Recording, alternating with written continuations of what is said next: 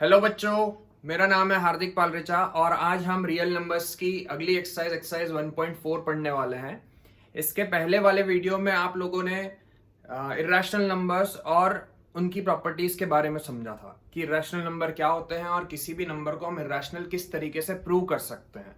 आज के वीडियो में हम रैशनल नंबर और उसके डेसिमल एक्सपेंशन के बारे में पढ़ने वाले हैं। तो स्टार्ट करते हैं। आज का टॉपिक हेडिंग डाल लीजिए, rational numbers, rational numbers and their decimal expansion।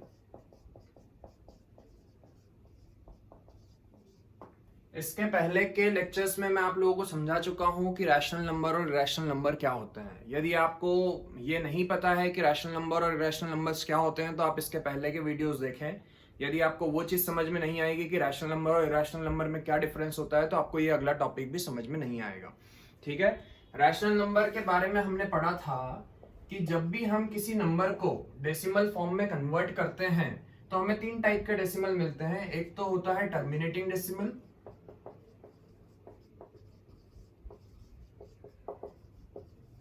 और दूसरा होता है नॉन टर्मिनेटिंग बट रिपीटिंग, और तीसरे टाइप का जो डेसिमल होता है वो होता है non terminating and non repeating. Non terminating and non repeating. मैंने आप लोगों को बताया था कि टर्मिनेटिंग डेसिमल क्या होते हैं। यदि आप किसी नंबर को डेसिमल फॉर्म में कन्वर्ट करते हो, फॉर एग्जांपल 5/2 है, यदि आप इसको डेसिमल फॉर्म में कन्वर्ट करोगे तो ये टर्मिनेटिंग डेसिमल के फॉर्म में आएगा। मतलब डेसिमल के बाद में एक डिजिट, दो डिजिट या कुछ डिजिट्स आएगी और वो फिर रुक जाएगा। तो इस टाइप के डेसिमल को हम बोलते हैं terminating decimal. Non terminating decimal क्या होता है, जैसे 10 को 3 से डिवाइड करते हैं तो आएगा 3.333 अप टू इंफिनिटी।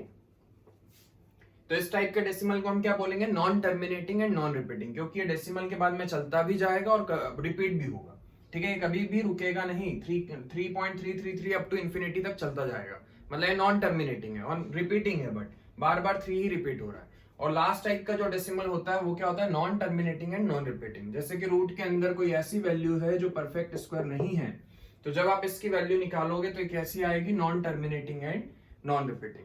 तो मैंने आप लोगों को ये चीज समझाई थी कि ये जो पहले दो टाइप के जो नंबर्स होते हैं, टर्मिनेटिंग डेसिमल बोल लो और नॉन टर्मिनेटिंग एंड रिपीटिंग वाले, ये दोनों किस कैटेगरी में आते हैं, रैशनल नंबर्स की कैटेगरी में आते हैं। और ये जो थर्ड कैटेगरी का जो नंबर होता है, non terminating and non repeating, ये कौन से नंबर्स की कैटेगरी में आता है, रैशनल नंबर्स की कैटेगरी में। तो आज के लेक्चर में हम रैशनल नंबर्स के बारे में पढ़ने वाले हैं।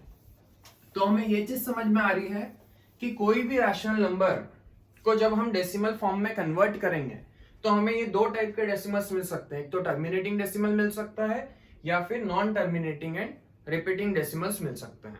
ठीक है, तो देखो हम कुछ रैशनल नंबर्स के बारे में समझते हैं। एक ऑब्जर्वेशन हम देखते हैं। यहाँ पर मैं यहाँ पर आप लोगों को कुछ रैशनल नंबर्स दे रहा हूं और हम उन रैशनल नंबर्स की स्टडी करेंगे, उनको ऑब्जर्व करेंगे कि उन सब में कॉमन क्या है। ठीक है, पहला जो रैशनल नंबर है मान लेते हैं 3/10। दूसरा रैशनल नंबर ले लो 7/8। थर्ड रैशनल नंबर ले लो 6/15। फोर्थ रैशनल नंबर आप ले लो 17/25। देन 33/50, 42/100। ठीक है, ये कुछ रैशनल नंबर्स है। यदि आप इन सारे रैशनल नंबर्स को डेसिमल फॉर्म में कन्वर्ट करते हो तो आप देखोगे कि इन सब का डेसिमल एक्सपेंशन हमेशा कैसा आएगा, ये सारे के सारे टर्मिनेटिंग डेसिमल्स हैं। आप डिवाइड करके देखना इनको। जब आप इनको डेसिमल फॉर्म में कन्वर्ट करोगे तो ये हमेशा कौन से डेसिमल फॉर्म में कन्वर्ट होंगे, टर्मिनेटिंग डेसिमल फॉर्म में कन्वर्ट होंगे।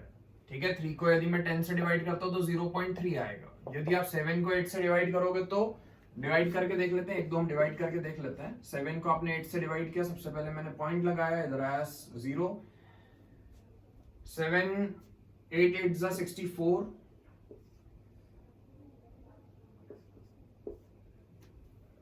6 आया रिमाइंडर, ठीक है। फिर मैंने यहाँ पर जीरो लगाया, 8 7 जा 56, रिमाइंडर आया 4, 0, 8 5 जा 40।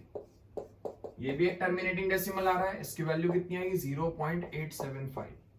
यदि आप 6 को 15 से डिवाइड करते हो तो 6 को 15 से डिवाइड करने पर क्या आएगा, 6 डिवाइडेड बाय 15, 3 2 जा 6, 3 5 जा 15, तो 0.4 आएगा।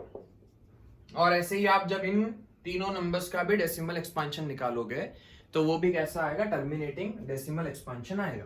तो हम देखते हैं कि जितने भी टर्मिनेटिंग डेसिमल्स यहाँ पर मैंने लिखे हैं ये सारे टर्मिनेटिंग डेसिमल्स हैं, इन सब में कॉमन क्या है, और उसके बाद में फिर हम एक थ्योरम समझेंगे, ठीक है। यदि मैं यहाँ पर देखूं इस टर्मिनेटिंग डेसिमल, ये जो p बाई क्यू के फॉर्म में जो रैशनल नंबर लिखा हुआ है, यदि आप इसके डिनोमिनेटर की स्टडी करो तो डिनोमिनेटर के फैक्टर्स में क्या क्या आ रहा है, 2 into 5।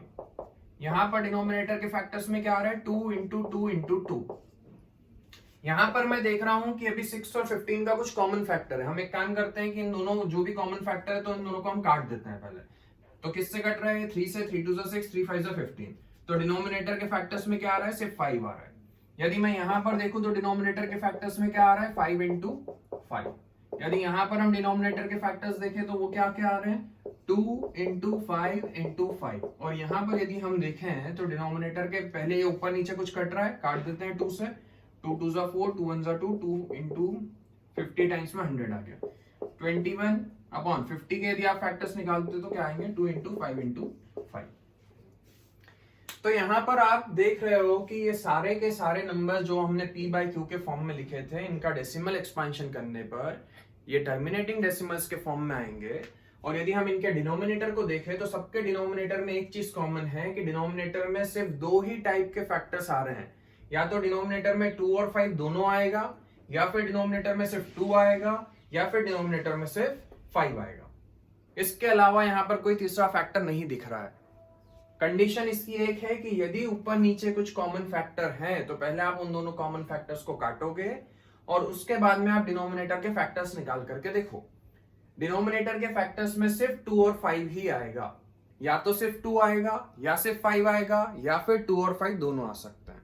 मतलब इससे हमें एक चीज समझ में आ गई कि कोई भी टर्मिनेटिंग डेसिमल है, यदि मैंने आपसे एक नंबर दे दिया, आपको एक फ्रैक्शन दे दिया p बाई क्यू के फॉर्म में, और मैंने आपसे पूछा कि ये इसका जो डेसिमल एक्सपांशन होगा वो टर्मिनेटिंग होगा या नॉन टर्मिनेटिंग होगा, तो आप कैसे पता लगाओगे। आपको पूरा डिवाइड करने की जरूरत नहीं है। आप क्या करोगे, आप डिनोमिनेटर के फैक्टर्स निकाल लो। पहले आप ये चेक कर लो कि ऊपर नीचे कुछ कॉमन फैक्टर तो नहीं है। यदि ऊपर नीचे कट रहा है तो आप काट दो, और उसके बाद में आप डिनोमिनेटर के फैक्टर्स निकाल करके देख लो।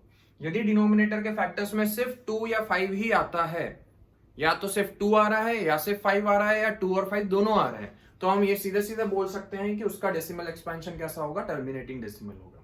ठीक है, तो इससे रिलेटेड एक थ्योरम है। हम उस थ्योरम में, इस थ्योरम का स्टेटमेंट लिख रहा हूं यहां पर कि वो थ्योरम में क्या समझाया गया है। एनसीईआरटी में आपको एक थ्योरम दी हुई है। आप थ्योरम पेज नंबर, एनसीईआरटी के पेज नंबर 18 पर थ्योरम 1.5 आपको दिया हुआ है। उसमें दिया है let x be any rational number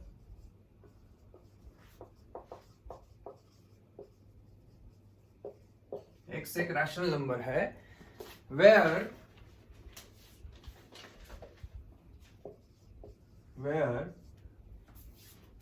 decimal expansion of x terminates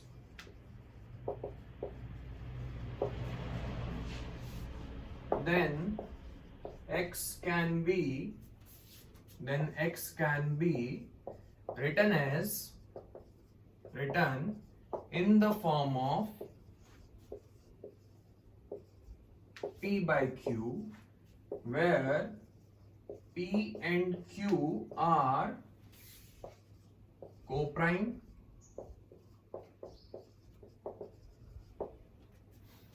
and the prime factorization of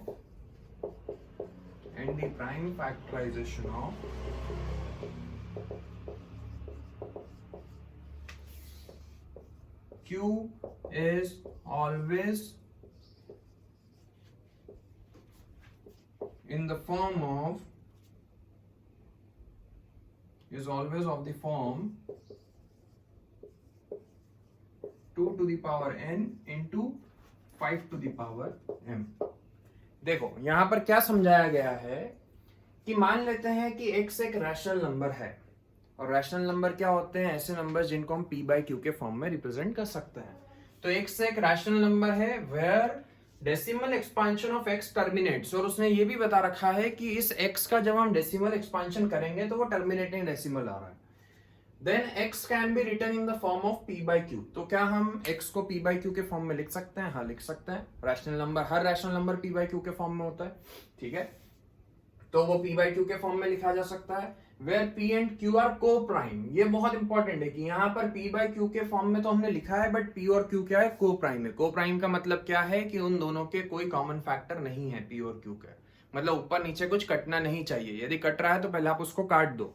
उसके बाद में यदि हम q के फैक्टर्स निकालते हैं तो q के फैक्टर्स हमेशा किस फॉर्म में आएंगे? 2 to the power n into 5 to the power m के फॉर्म में आएंगे। मतलब कि q के डिनोमिनेटर के जो फैक्टर्स है उसमें सिर्फ 2 आएगा और 5 आएगा, उसके अलावा कोई दूसरा नंबर नहीं आ सकता है। कैसे? मैंने क्या बोला? या तो सिर्फ 2 आएगा। मान लेते हैं कि प्राइम फैक्टर्स आ रहे हैं 2 की पावर 0 इंटू 5 की पावर 3, तो 2 की पावर 0 तो 1 होता है, बचा क्या? 5 इंटू 5 इंटू 5, तो या तो सिर्फ 5 आएगा या फिर 2 की पावर 3 इंटू 5 की पावर 0, तो या इसका क्या मतलब है? सिर्फ 2 आ रहा है, या फिर दोनों हो सकते हैं 2 की पावर 3 इंटू 5 की पावर 2, तो 2 इंटू 2 इंटू 2 इंटू 5 इंटू 5। तो इससे हमें यह समझ में आ रहा है कि यदि कोई टर्मिनेटिंग डेसिमल है, ठीक है, तो उसको जब हम p by q के फॉर्म में रिप्रेजेंट करेंगे तो डिनोमिनेटर के फैक्टर्स में सिर्फ 2 ही नंबर आ सकते हैं, 2 और 5, उसके अलावा कोई तीसरा नंबर नहीं आएगा। यदि कोई तीसरा नंबर आता है डिनोमिनेटर के फैक्टर्स में तो हम ये बोल सकते हैं कि उसका डेसिमल एक्सपांशन करने पर वो टर्मिनेटिंग डेसिमल नहीं होगा, वो नॉन टर्मिनेटिंग डेसिमल होगा, ठीक है। आपको पूरा डिवाइड करने की जरूरत नहीं है, ये थ्योरम है, यही इसी थ्योरम पर बेस्ड है अगली एक्सरसाइज 1.4। तो चलो हम एक्सरसाइज का फर्स्ट क्वेश्चन करते हैं। बहुत सिंपल एक्सरसाइज है, फटाफट हो जाएगी। फिर इसके अगले लेक्चर में हम रियल नंबर्स, ये एनसीईआरटी के सारे क्वेश्चंस मैं आज करवाने वाला हूं सारे।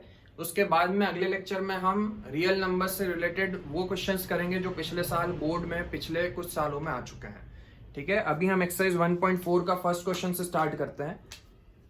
Question number 1। सबसे पहले मैं क्वेश्चन पढ़ रहा हूं। आपको क्वेश्चन में दिया हुआ है, without actually performing the long division, state whether the following rational numbers will have a terminating decimal expansion or non-terminating repeating decimal expansion।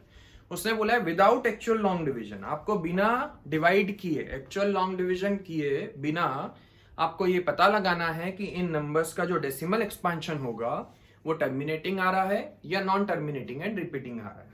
दो ही केस हो सकते हैं, रैशनल नंबर में या तो टर्मिनेटिंग डेसिमल आएगा या फिर रैशनल नंबर में और एक और जो डेसिमल आता है वो कौन सा होता है? Non terminating but repeating. तो आपको पता लगाना है बिना डिवाइड किए।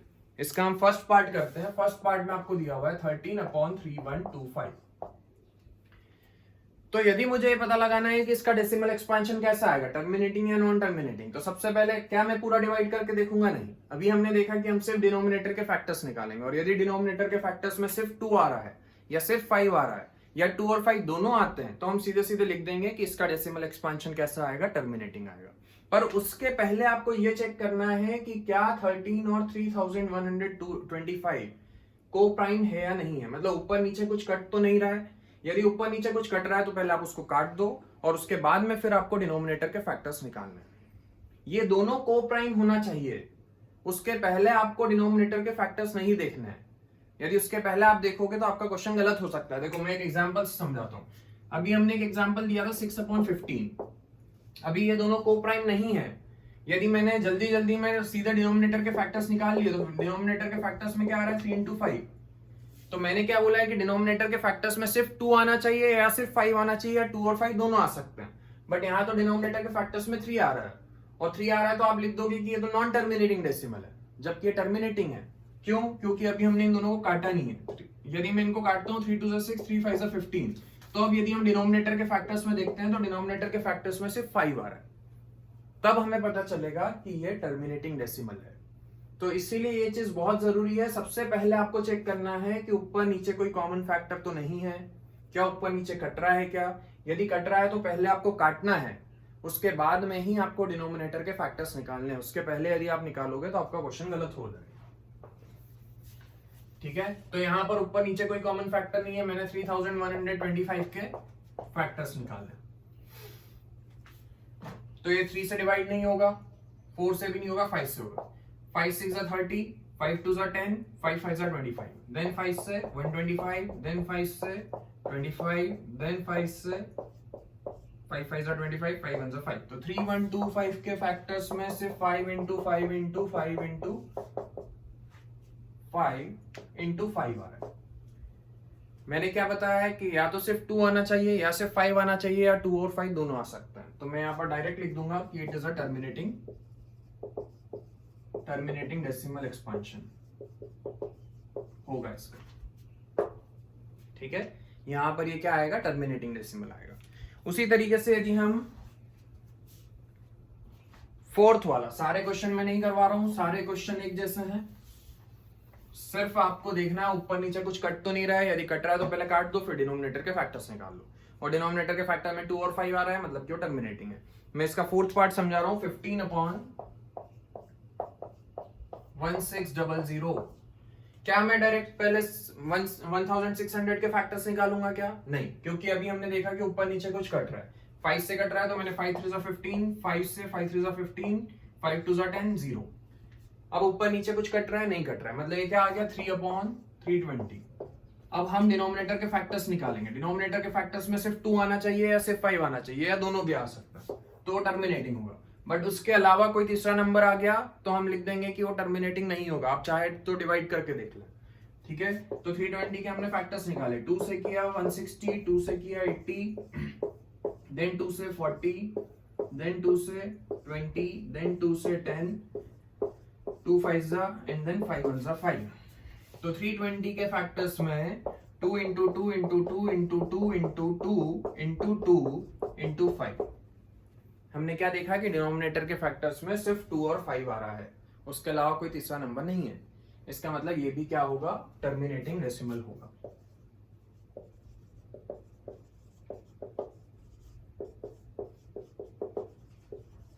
ठीक है, समझ गए? अगला क्वेश्चन करते हैं।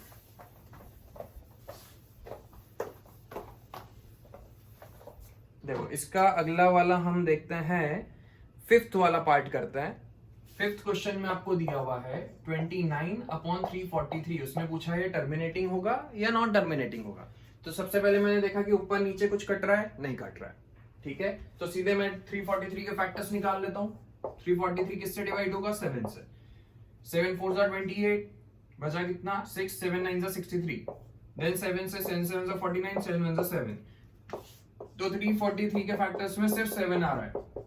मैंने तो क्या बताया था कि या तो सिर्फ 2 आना चाहिए या सिर्फ 5 आना चाहिए, उसके अलावा कोई तीसरा नंबर नहीं आना चाहिए। यहाँ तो 7 आ रहा है, मतलब कि इसका डेसिमल एक्सपेंशन कैसा होगा, नॉन टर्मिनेटिंग। ये नॉन टर्मिनेटिंग होगा। ठीक है, उसके बाद में हम लोग 7th क्वेश्चन भी कर लेते हैं।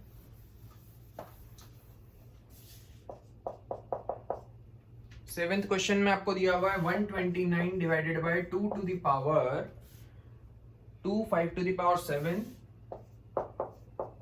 And 7 to the power 5। तो यहां पर सबसे पहले मैं देख लेता हूं कि ऊपर नीचे कुछ कट रहा है क्या। नीचे डिनोमिनेटर के तो उसने ऑलरेडी फैक्टर्स दिए हुए हैं, प्राइम फैक्टर्स। कि प्राइम फैक्टर्स में क्या क्या आ रहा है, 2 इंटू 2, देन 5 इंटू 5 इंटू 5, ऐसे 7 बार 5, and then 7 into 7 into 7 into 7 into 7, 5 times 7 आ रहा है। डायरेक्ट उसने प्राइम फैक्टर्स दिए हुए हैं नीचे के। ठीक है, पर पहले सबसे पहले मुझे क्या चेक करना है कि ऊपर नीचे कुछ कट रहा है क्या। तो देखो, ये 2 से तो नहीं कट सकता 129, 5 से भी नहीं कट सकता, 7 की टेबल में 129 आता है क्या, नहीं आता है। इसका मतलब कि ऊपर नीचे कुछ भी नहीं कट रहा है। अब मैंने डिनोमिनेटर के प्राइम फैक्टर्स निकाले, तो डिनोमिनेटर के प्राइम फैक्टर्स यहाँ पर निकालने की जरूरत है ही नहीं, ऑलरेडी दिया हुआ है डिनोमिनेटर के प्राइम फैक्टर्स। उसमें 2 आ रहा है, 5 आ रहा है और 7 आ रहा है। तो 2 और 5 के अलावा कोई दूसरा नंबर आ रहा है, इसका मतलब कि ये क्या होगा, नॉन टर्मिनेटिंग होगा। समझ गए? तो इस तरीके से आप किसी भी नंबर को जो कि P/Q के फॉर्म में आपको दिया हुआ है, तो आप सिर्फ डिनोमिनेटर के प्राइम फैक्टर्स निकाल करके बता सकते हो कि वो टर्मिनेटिंग डेसिमल होगा या नॉन टर्मिनेटिंग होगा। आपको पूरा डिवाइड करने की वहां पर जरूरत नहीं है। तो बहुत सिंपल है, बाकी के जितने भी पार्ट्स है वो आपका होमवर्क है। यदि आपको इसमें कोई क्वेश्चन समझ में नहीं आता है, वैसे बहुत सिंपल है, आपको आ जाएंगे। फिर भी नहीं आता है तो आप मुझसे कमेंट करके पूछ सकते हो, ठीक है। अब हम अगला क्वेश्चन करेंगे। अगले क्वेश्चन में क्या बोला है, क्वेश्चन नंबर 2।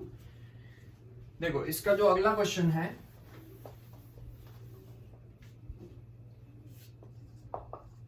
उस क्वेश्चन में पूछा है, write down the decimal expansion of those rational numbers in question 1 above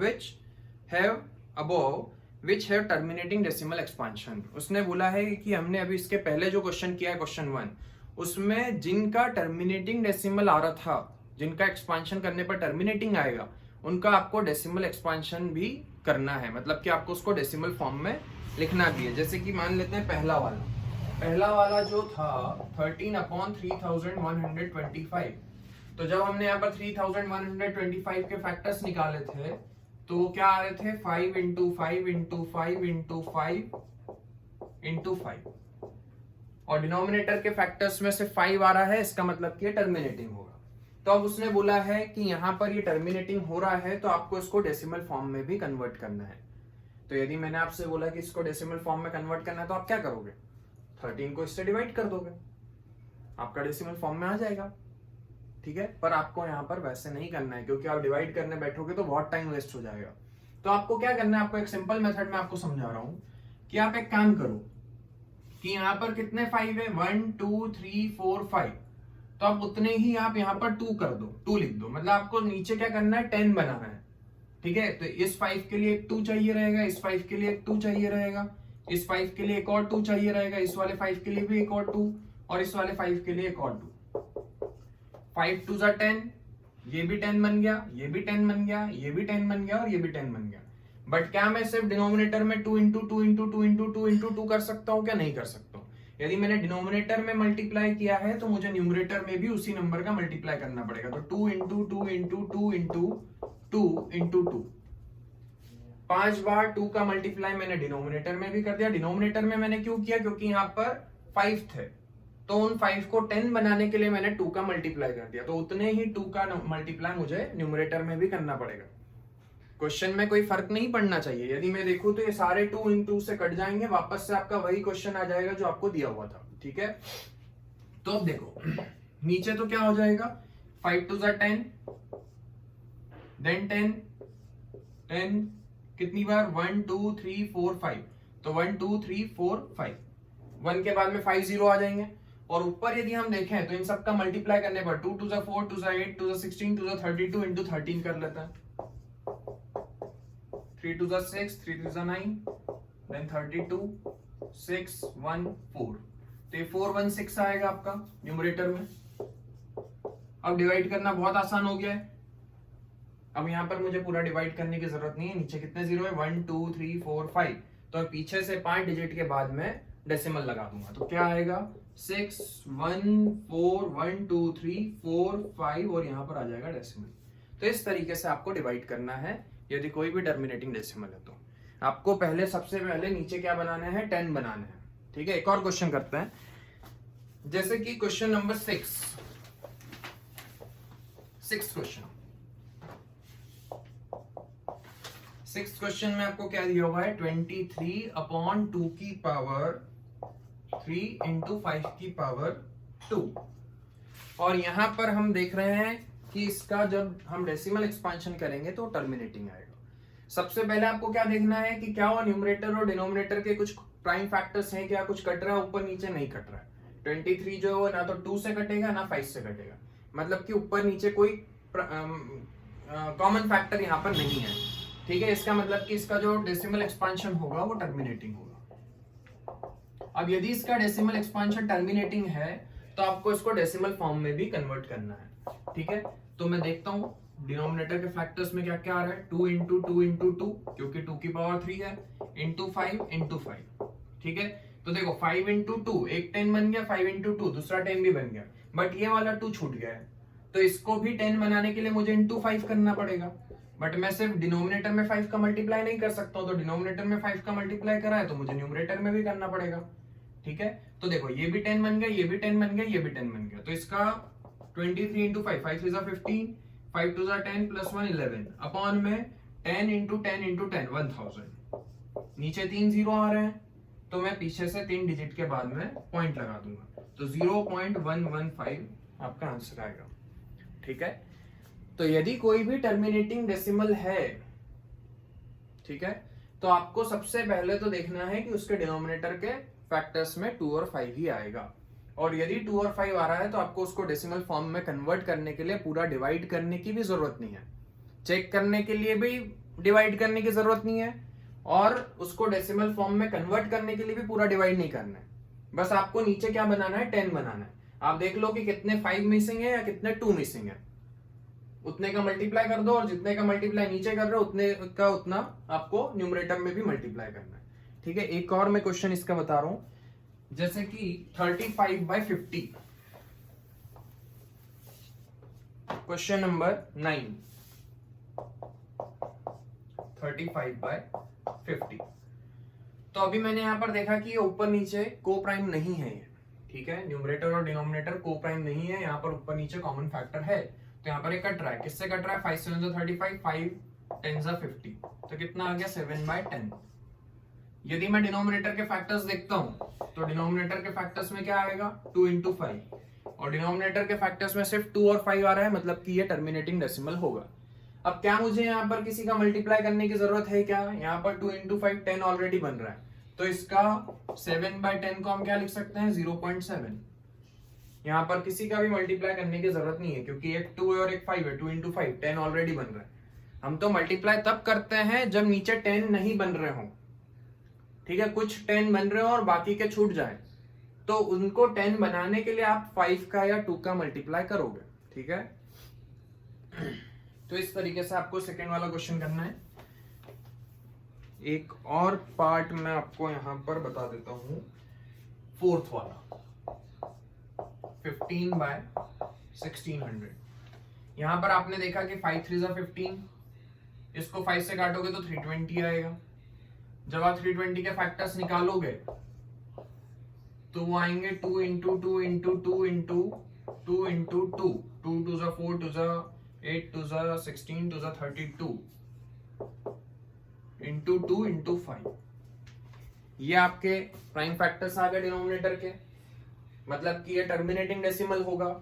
अब आपको इसको डेसिमल फॉर्म में कन्वर्ट करना है, तो डेसिमल फॉर्म में कन्वर्ट करने के लिए आपको पूरा पूरा डिवाइड करने की जरूरत नहीं है। आपने देखा कि ये 5 इंटू 2, एक तो 10 बन रहा है, अब कितने 2 बच रहे हैं, 1 2 3 4 5, तो 5 2 है, तो इनको 10 बनाने के लिए मुझे 5 बार 5 का मल्टीप्लाई करना पड़ेगा। तो मैंने क्या किया, 3 अपॉन में 2 into 2 into 2 into 2 into 2 into 2 into 5 तो आपका था, तो ये तो एक 10 बन गया। अब इसको 10 बनाने के लिए एक बार 5 का मल्टीप्लाई किया, फिर इसको 10 बनाने के लिए एक और बार 5 का मल्टीप्लाई किया, फिर इसको 10 बनाने के लिए 5 का मल्टीप्लाई किया, फिर इसको 10 बनाने के लिए 5 का मल्टीप्लाई किया, फिर इसको भी 10 बनाने के लिए 5 का मल्टीप्लाई किया। तो कितनी बार करना पड़ रहा है, 1 2 3 4 5, 5 टाइम्स 5 का मल्टीप्लाई किया, तो ऊपर भी करना पड़ेगा, 5 इंटू 5 इंटू 5 इंटू 5 इंटू 5। ठीक है, तो नीचे देखते हैं कि कितने 10 बन रहे हैं, 1 2 3 4 5 और 6 टाइम्स 10 बनेगा, मतलब 10 की पावर 6, मतलब कि 1 2 3 4 5 6। नीचे आ गया 10 की पावर 6 है ना, 10 की पावर 6 को हम ये लिख सकते हैं। और ऊपर देखते हैं कि ऊपर क्या आ रहा है, तो 5 5 25, 25 into 5 125, 125 into 5 625, 625 into 5 3125 into 3, 3 5 15, 1 3 2 6 plus 1 7, 3 1 3, 3 3 9, 9375 आएगा। अब आप नीचे से 0 हटाओगे तो पीछे से डेसिमल लग जाएगा, तो 1 2 3 4 5 6 0.009375 ये आएगा आपका डेसिमल एक्सपांशन। ठीक है, तो इस तरीके से करना है। बाकी के क्वेश्चंस आपको ट्राई करने हैं, बहुत सिंपल है। मैं अगला क्वेश्चन करवा रहा हूं, लास्ट क्वेश्चन है, the following real numbers have decimal expansion is given below. in each case whether decide whether they are rational or not. If they are rational and of the form p by q, what can you say about the prime factors of q? उसने बोला है कि आपको कुछ real numbers they रखे हैं decimal form में, तो आपको बताना है कि इनमें से कौन सा रैशनल है और कौन सा रैशनल नहीं है। ठीक है, तो रैशनल नंबर्स के बारे में हमने पढ़ा था कि यदि किसी नंबर का डेसिमल एक्सपेंशन करने पर टर्मिनेटिंग डेसिमल आता है तो वो रैशनल नंबर होगा, और यदि नॉन टर्मिनेटिंग बट रिपीटिंग आता है तब भी वो रैशनल होगा, बट यदि non terminating and non repeating है तो वो क्या होगा, इररेशनल होगा। तो यहां पर आपको देखना है कि कौन सा टर्मिनेटिंग है, कौन सा नॉन टर्मिनेटिंग एंड रिपीटिंग है, और कौन सा non terminating and non repeating है, और उसके बेसिस पर हम बता पाएंगे कि कौन सा रैशनल है और कौन सा इररेशनल है। फिर उसने ये बोला है कि इनमें से जो रैशनल है, ठीक है, what can you say about the if they are rational and of the form p by q, यदि वो रैशनल होगा तो p बाय q के फॉर्म में हम उनको लिख सकते हैं, क्योंकि रैशनल नंबर हमेशा p बाय q के फॉर्म में होता है। तो उसने बोला है कि यदि वो रैशनल नंबर है तो हम उसको p बाय q के फॉर्म में लिख सकते हैं। तो आप उसमें डिनोमिनेटर के बारे में क्या बता सकते हो, ठीक है, तो वो चीज हम समझेंगे। पहले मैं क्वेश्चन लिख देता हूं। यहाँ पर आपको 3 नंबर्स दिए हुए हैं। आपको सबसे पहले तो ये बताना है कि इनमें से कौन सा रैशनल है और कौन सा इररेशनल है। पहला नंबर आपको दिया हुआ है 43.123456789, ठीक है। दूसरा नंबर यहाँ पर आपको दिया हुआ है 0.12012001200, देन 120000 एंड सो ऑन। और लास्ट वाला जो नंबर आपको दिया हुआ है वो दिया है 43.123456789 पे बार। तो यहां पर आपको ये चेक करना पड़ेगा कि इनमें से कौन सा रैशनल है और कौन सा इररेशनल है। तो पहला वाला डेसिमल यदि हम देखें तो वो कौन सा डेसिमल है, टर्मिनेटिंग डेसिमल है, क्योंकि वो पॉइंट के बाद में 1 2 3 4 5 6 7 8 9 पर जाकर के रुक गया। ऐसा नहीं कि वो चलता ही जा रहा है। तो जो टर्मिनेटिंग डेसिमल होते हैं वो कौन सी कैटेगरी में आते हैं, रैशनल नंबर की कैटेगरी में, मतलब ये रैशनल नंबर होगा। क्या ये टर्मिनेटिंग है, तो ये टर्मिनेटिंग नहीं है, क्योंकि यहाँ पर आपको दिया हुआ डैश डैश डैश, मतलब ये चलता जाएगा। क्या ये रिपीटिंग है, तो रिपीटिंग भी नहीं है, क्योंकि ये 1 2 0 आ रहा है, फिर 1 2 0 0 आ रहा है, फिर 1 2 0 0 आ रहा है, फिर 1 2 0 0 0 0 आ रहा है, मतलब कि रिपीटिंग भी नहीं है। भले ही आपको यहाँ पर एक पैटर्न दिख रहा है कि 120 आया, फिर 1200 आया, फिर 12,000 आया, फिर 1,20,000 आया, पैटर्न दिख रहा है, बट वो रिपीटिंग नहीं है।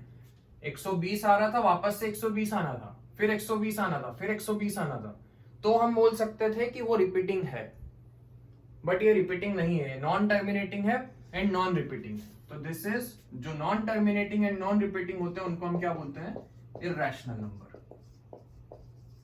अब थर्ड वाला देखते हैं। तो थर्ड वाले में 1 2 3 4 5 6 7 8 9 पे बार है। बार का मतलब क्या है कि बार बार यही चीज बार बार रिपीट होगी। पहले 1 2 3 4 5 6 7 8 9 आ गया, फिर से वही चीज आएगी, फिर से वही आएगा, मतलब कि रिपीटिंग तो है और टर्मिनेटिंग नहीं है, क्योंकि ये चलता ही जा रहा है। तो ये कौन सा हो गया, नॉन टर्मिनेटिंग बट रिपीटिंग। और नॉन टर्मिनेटिंग बट रिपीटिंग को हम क्या बोलते हैं, रैशनल नंबर। मतलब इनमें से पहला वाला रैशनल है, दूसरा वाला इररेशनल है और तीसरा वाला रैशनल है, ठीक है। अब रैशनल है तो आप उसके डिनोमिनेटर के बारे में, ये रैशनल है तो इसको भी हम p बाय q के फॉर्म में लिख सकते हैं और इसको भी हम p बाय q के फॉर्म में लिख सकते हैं।